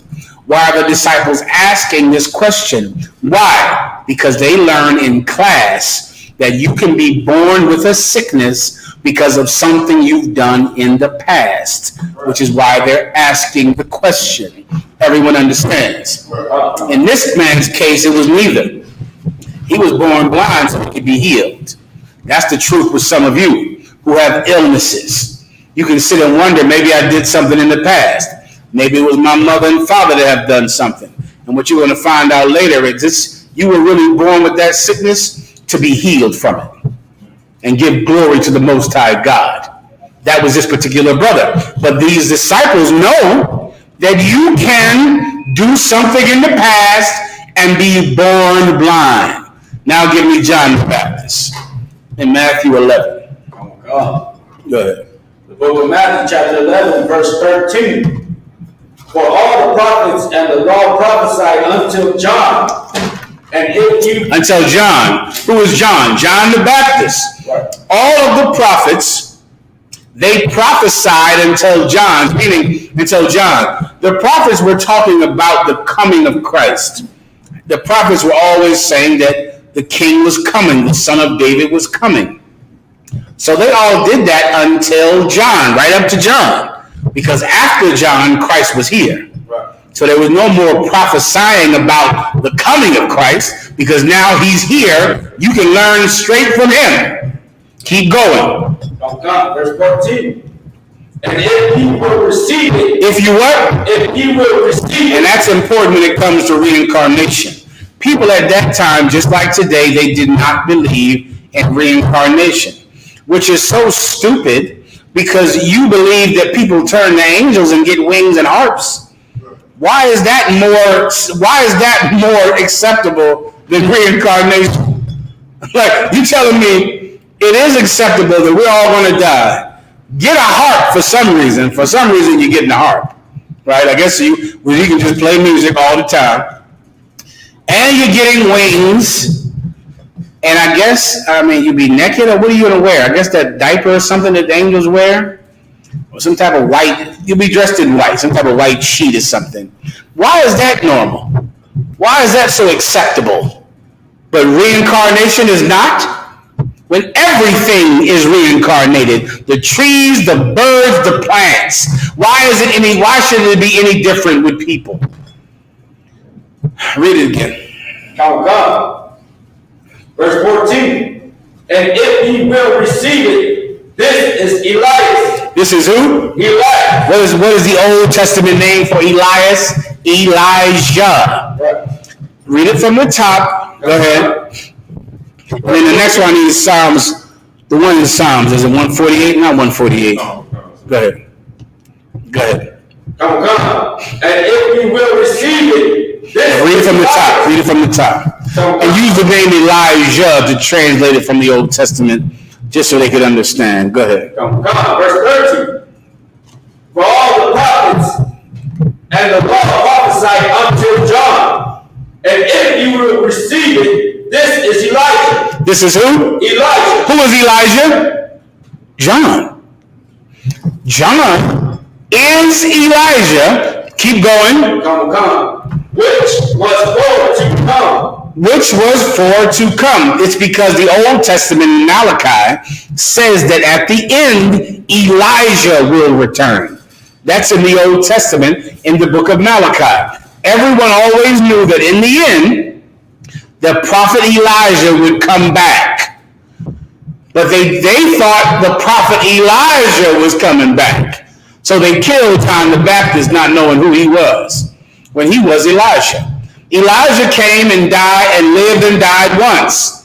And then that spirit, which shall never die, came back as John the Baptist. And it's here in the Bible right here. Read it from the top one more time. Come. Verse 13. For all the prophets and the law prophesied until John. And if you will receive it, this is Elijah, which was for to come. Or else you can tell me what that means. All right, you break it down for me. Because Christ is saying that John the Baptist is Elijah. That's what he's saying right here. So now you can tell me what you think it means. I'll give you one more precept. I have a whole lot of them. However, give me the book of Psalms. Go ahead. Psalms chapter 104, verse 29. Thou hidest thy face, they are trouble. Skip above it. Come. This scripture is about the cycle of life on the earth. This is how everything. Give me a dying potato, or give me a dying onion. Now, where's my onion? I meant to have this in New York. I had an onion. I got some. I'm grooving right now in Philadelphia. I like to keep a dying onion around to bring it in for class, or a dying potato. Those are good. Or, just show me those, all right? Skip 2 verses above it. This scripture is about the entire cycle of life. So you ever want to know what is the science of life on this planet? It is this scripture we're about to read right now. Perfect example. Now everyone has seen these. Now, you got some of these in your house right now, right? That's a potato when it starts to get old. It's old now. What are those little things on that potato? Who knows? You know, sis? You just break them off and throw them in the trash the minute you see them. Like everybody else does. Well, that little sister, those are new potatoes growing. As that potato dies, new potatoes are born. As that onion dies, new onions are born. Now here's what you have to ask yourself. If this potato is dying, where does the spirit go of that potato? The life that's in that potato. A potato is alive. Everybody knows that, right? It grows, right? It grows, which means it's alive. Vegetables are alive. So if they're alive, they have a spirit. It's not a human spirit, it's a potato spirit, right? It's the thing in it that makes it fresh, that makes it alive. Where does the spirit of that potato go when it dies? It's a car? Into the new potato. Into the new potato. And guess what? And when those potatoes are formed, what will they look like? Young brother? They're going to look just like this damn potato right here. Because that new potato is the old one coming back. That's how they come back. You're going to get potatoes that look just like that. They're going to all come back because that potato is not really going to die. It's going to get reincarnated. It's going to get a new body, and now you'll have brand new, fresh potatoes because these potatoes died. That is the science of life on the planet Earth. We'll read about it right now. Go ahead. Okay. Also, the precept that I am quoting is in the book of Romans. That there can be no life without death, because the spirit never dies, but the body does. The potato does die, but the spirit in the potato never dies. It comes back. So we can all have new potatoes, so we can all have new baby girls and baby boys. Right. Keep going. Psalms chapter 104, verse 27. These wait all upon thee, that thou mayest give them their meat in due season. Let me see. I don't think I'm starting the right place. Are you 2 verses above it or 1? 2. Go to 1. 1 verse above it. Psalm 104, chapter 28. That thou givest them, they gather. Thou openest thine hand, they are filled with good. 1 second. Hold on. Slack, General. Go ahead. Are you looking for the one that has the cycle? Yes. Slack, that's in Ecclesiastes. No. This in Psalms. I definitely want the one in Psalms. But let me hear what you got in Ecclesiastes. Come. Ecclesiastes chapter 1, verse 4. One generation passes away. That's an excellent precept for reincarnation. Let me go to Psalms. Psalms is the whole science of life on the earth. Go ahead. It was after verse 29. Go ahead. No problem. Verse 30. Thou sendest forth thy spirit. That's where you need to start with this breakdown always, all right? Unless you have time to go above it. Read it one more time. Tell them where you are. Psalms chapter 104, verse 30. Thou sendest forth thy spirit. Here's life. The Lord sends forth thy spirit. Your spirit comes from the Most High. It starts with him. He creates it up there, and he sends it down here to live. Most High sends forth thy spirit. Keep going. They are created. And now once his spirit comes down here, that spirit is created when the sperm hits the egg. Boom! You can hear a baby's heartbeat at 3 weeks from conception. 3 weeks. The baby is like this big. And when that doctor puts that sonogram on it, he'll hear boom, boom, boom, boom, boom. This big. Everybody understands. Come on. Absolutely, sir. Check 833. For water. Right? Sperm hits the egg. That's when the spirit from the Lord comes down and inhabits this new body that the Most High has just created. Everybody understands? How do you know a body a spirit has gone into this body? Boom, boom, boom, boom, boom, boom. That's how you know the Lord sent his spirit. Keep going. And thou renewest the face of the earth. And thou does what? Renewest. Thou what? Renewest. Spell it. R-E. Stop again. R-E. Stop again. R-E. What's the difference between something that's new and something that's renewed? What's the difference? It's done again. That little heartbeat has beat before. Right. You understand? When that sperm hits that egg, that little heartbeat was here before. Right. He renewed that baby when that sperm interacted with that egg. That's a life that was here before being renewed. Everyone understands. Keep going. Verse 31. The glory of the Lord shall endure forever. What in the glory of the Most High shall endure forever? Who wants to blow my mind? The glory of the Lord shall endure forever. Why is that statement right there after renew? After renew the life. Please. Is work? Is it speaking on this work, sir?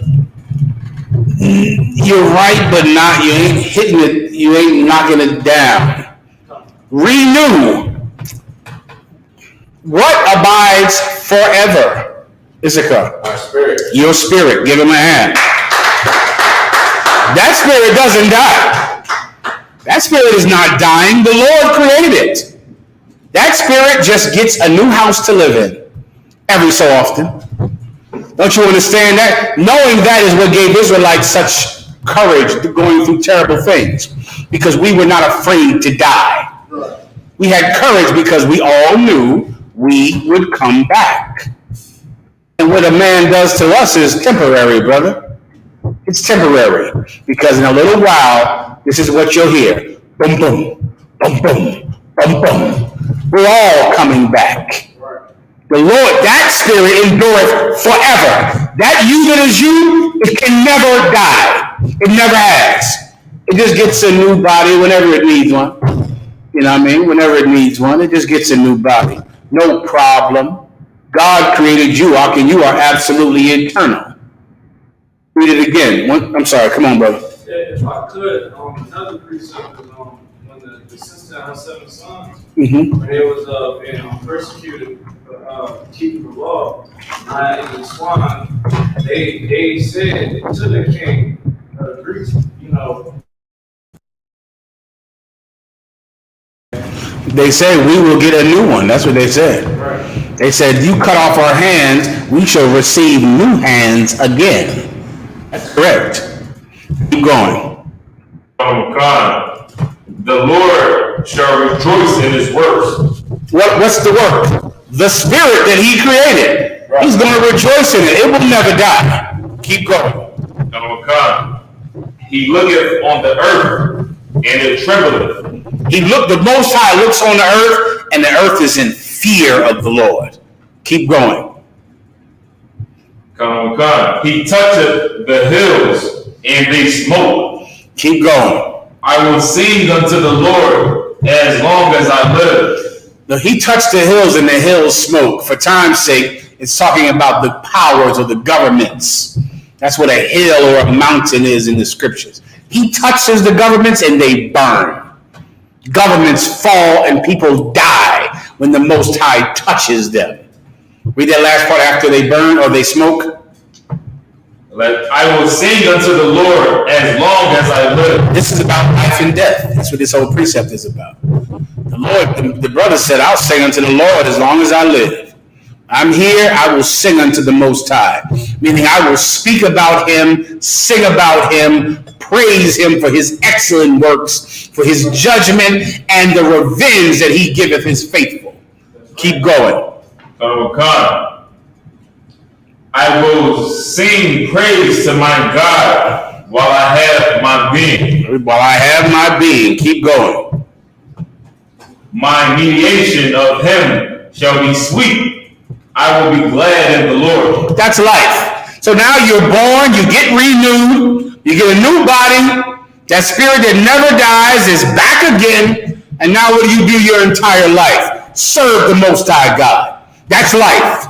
Life is being born and you're serving God, speaking about the Most High, lifting him up in this earth, giving him full authority over everything that you can put under him. You put it under him.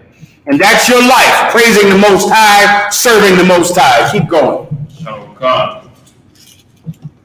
Let the sinners be consumed out of the earth, and let the wicked be no more. And what the other people, when they're born, what's their life like? Just being eaten and consumed and devoured because they're sinners.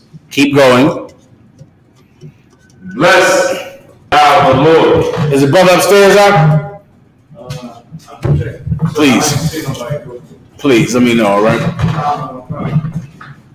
Okay, skip me now. Skip me to where I need to be. I need to be around. He sends his spirit. He take it away. Where is that at?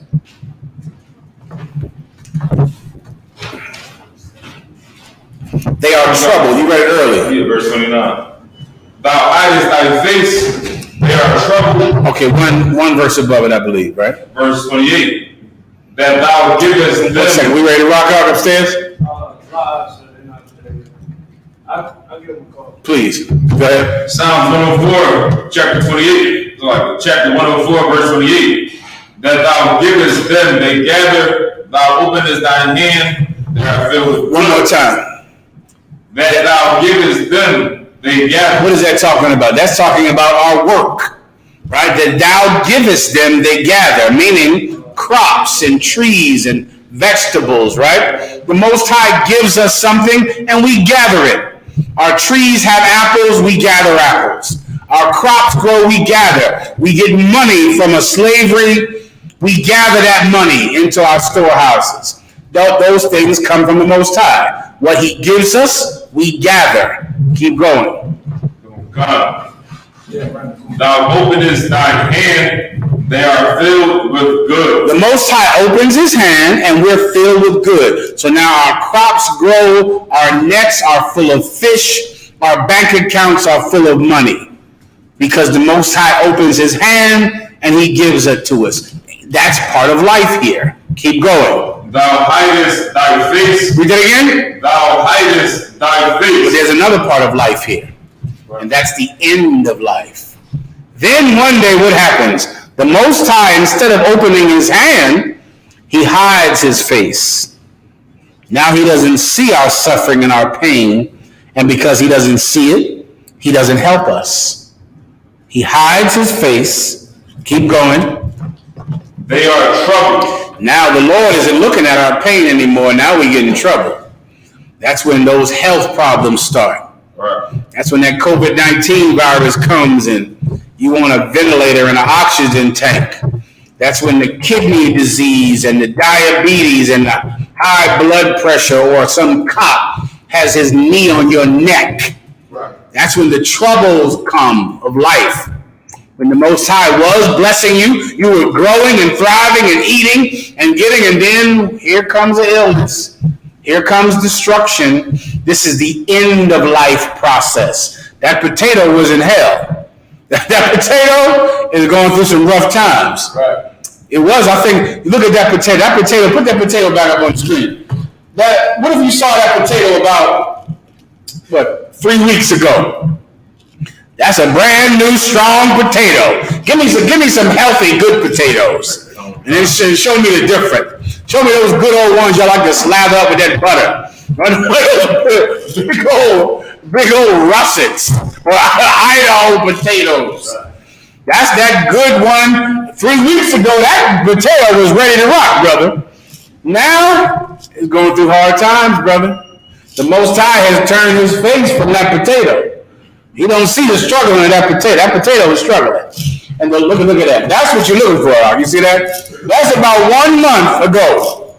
That potato was ready to become French fries, hash browns, some butter, and whatever else you want to put on that goddamn thing. He's ready to go right now. But if you leave him there a little while later, time goes by, and then he starts to become that.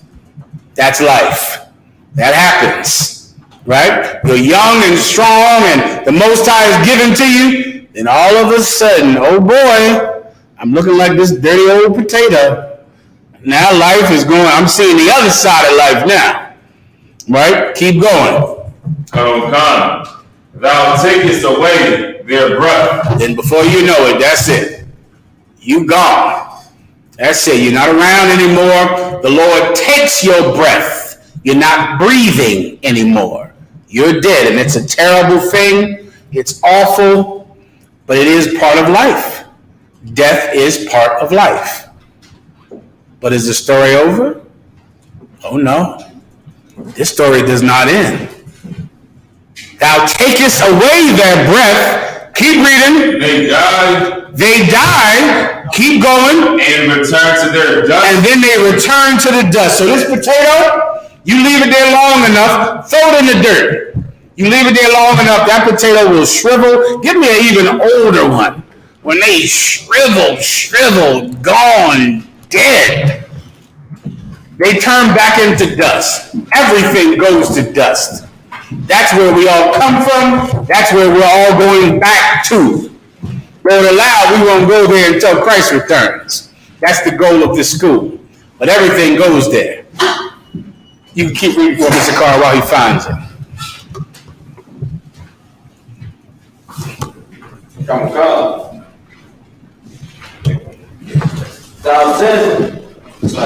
Thou sendest forth thy spirit, Thou does what? Created. Thou what? Thou send forth thy spirit. Thou what? Thou send forth thy spirit. Now wait a minute. Read above it when it talks about the grave going to the dust. Go back to that part. God. Go ahead. It's not given. Verse 29. Thou hidest thy face, they have trouble. I think that's fine. Now, those other potatoes are good enough. I think they're called planting potatoes, but that's enough. Keep going. Now God. Thou take away their breath. They die and return to their dust. The Lord takes away their breath. They die and they return to the dust. Is that the end of the story? It is not the end of the story. That's not the end. Keep going. Now God. Thou sendest forth thy spirit. Read that again. Thou sendest forth thy spirit. They die, they return to the dust. Thou sendest forth thy spirit. When does the Most High send forth his spirit? After you die. Right. After you die and return to the dust, the Most High sends forth his spirit. Why? Because when you die and go to the dust, your spirit does not die. Your spirit returns to him. Right. And then you are judged.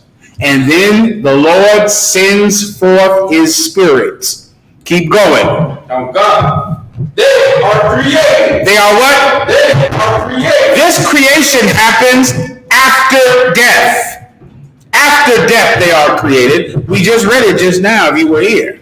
We just read it. After death. Keep going.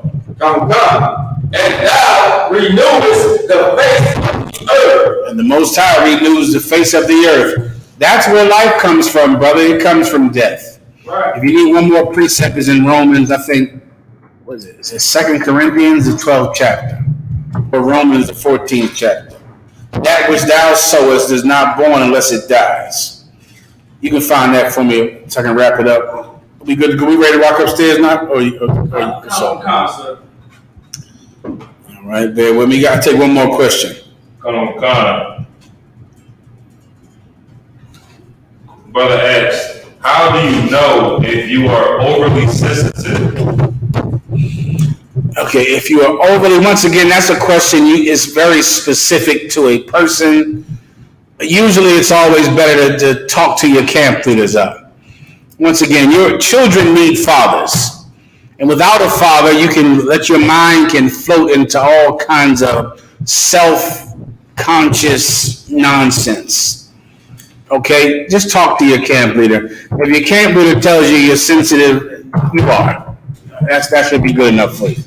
All right, if you're sensitive, someone that's sensitive is usually someone that gets angry too much.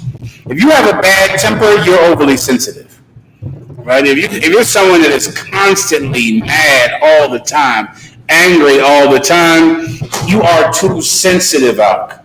Calm the hell down. You're like a baby that's always throwing a tantrum. Right. Constantly. Who has taken your bottle? Does someone have your bottle? Does someone have your binky, your boo-boo, that you have to constantly cry and moan and get angry? Let me give you a good sign. If you're one of those brothers out punching walls, you too goddamn sensitive out. Right. Calm the F down. What in the hell are you doing punching walls?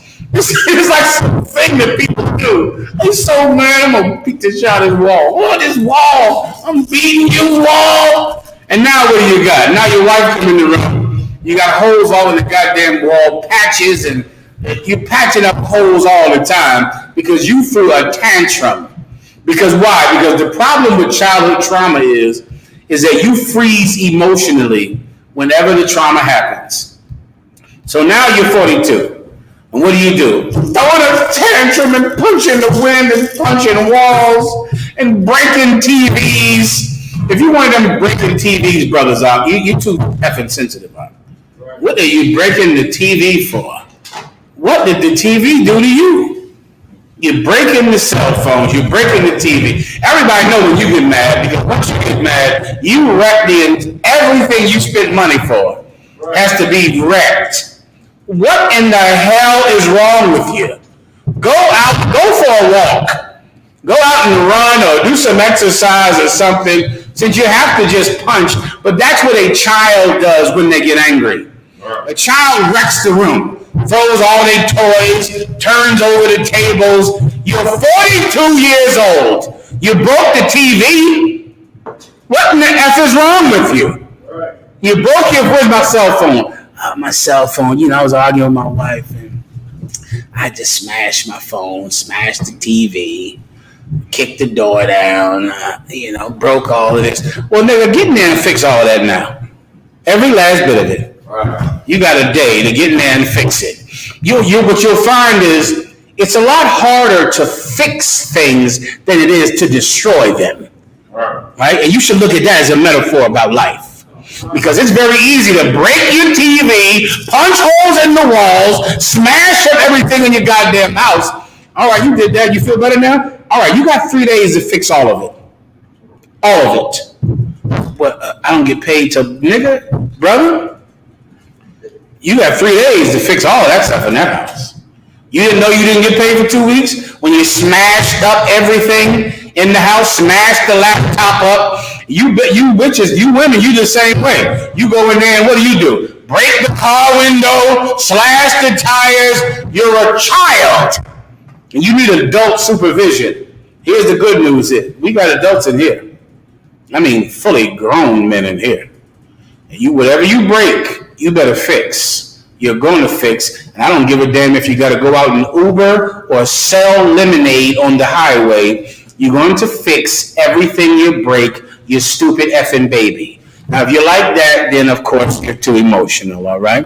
Contact the camp leader, and he'll help you out with whatever problems you might have. With that, pass the class over to the police officer in the car.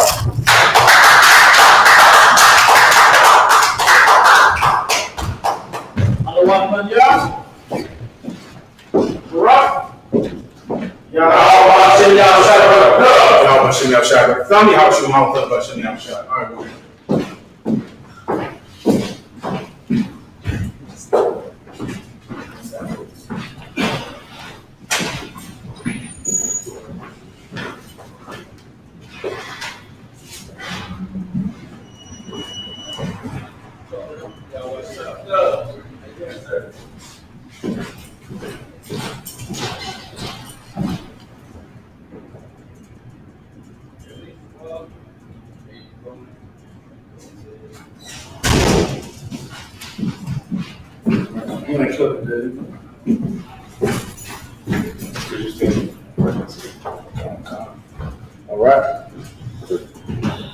We're at I.S.U.P.K, start out on 1 West, 125th Street, Harlem, New York. We're out of Commander GEN.YAHANNA. We're from the brother and sister. The new brother and sister coming to the school. They're all living for 6 months. They're saluted only.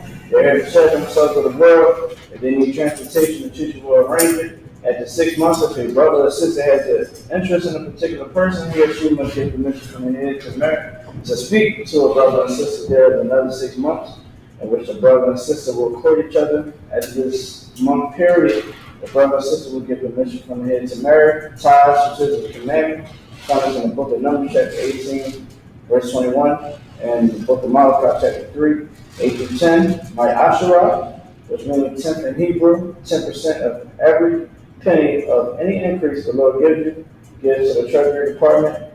Priest fund free, we're offering for priest, not mandatory, whatsoever amount you like. Upcoming Holy Convocation. All right, so that will be the Lord blowing on the trumpets, the first day of the 7th month. That will be Monday, the 6th of September this year. Found this in the book of Leviticus, chapter 23, verses 24 and 25. All right. Akim or Wafium, make sure you check the bulletin board on the way in school. If anybody wants to be a trooper in school, start wearing all black, blue shirts, head down the front, and that out, just a minute. All right.